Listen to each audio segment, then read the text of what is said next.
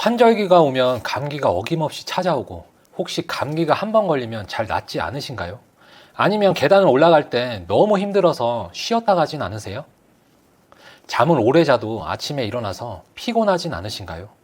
이러한 증상이 있다면 영양 결핍으로 인해 알부민 단백질 부족 증상이 빠르게 진행되고 있을 가능성이 높습니다. 나이를 먹을수록 단백질 결핍이 2명 중 1명이 나타나고 있다고 하는데요. 특히 노인층에서 저알부민 혈증은 흔한 문제입니다. 노인의 경우 단백질 섭취가 충분하지 않거나 소화 기능이 저하되어 알부민을 충분히 생성하지 못하는 경우가 많은데요. 한 연구 결과에 따르면 65세 이상의 노인들 중 30%가 영양 불균형으로 인해 알부민 수치가 낮았으며 이로 인해 근감소증, 체력 저하, 입원 기간 연장 등의 문제가 발생할 수 있다고 발표했습니다.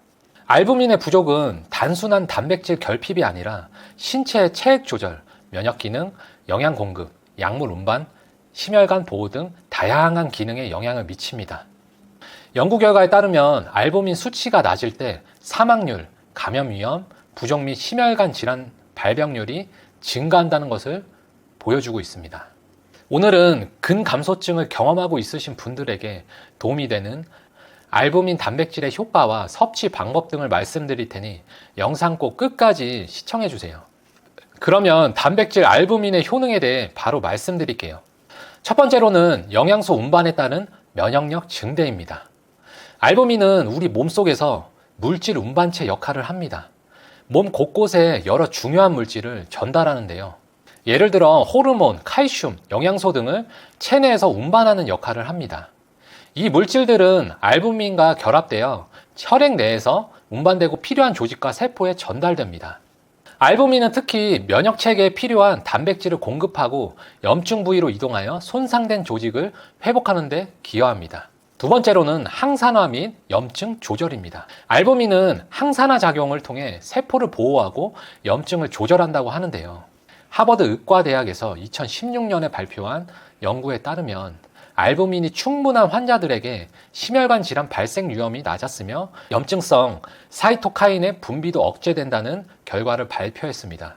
세 번째로는 가장 중요한 근감소증 예방입니다. 알부민은 단백질의 공급원으로서 근육 유지 및 회복 촉진 등 중요한 역할을 합니다. 특히 질병이나 외상으로 인한 체력 저하와 근손실을 예방하는 데 도움을 줍니다. 알부민이 부족하면 근육 회복이 지연되거나 체내 단백질 공급이 부족해 근감소증을 유발할 수 있습니다.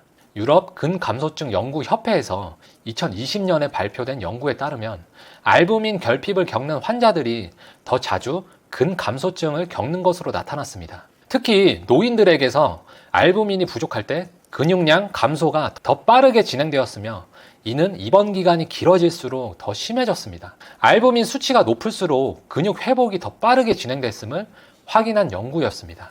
알부민은 체액 균형을 유지하고 중요한 물질을 운반하는 운반자입니다.